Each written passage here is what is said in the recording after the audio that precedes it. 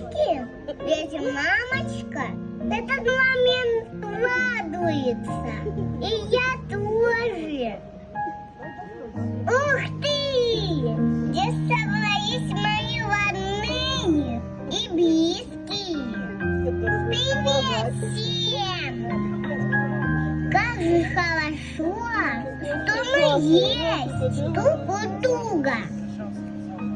Любимые мои, я уже жду встречи и очень сильно вас люблю. Вы готовы узнать мой секретик? Хорошо, скажу.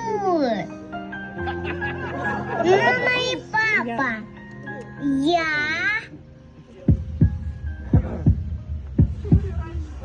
Ой-ой-ой, Господи.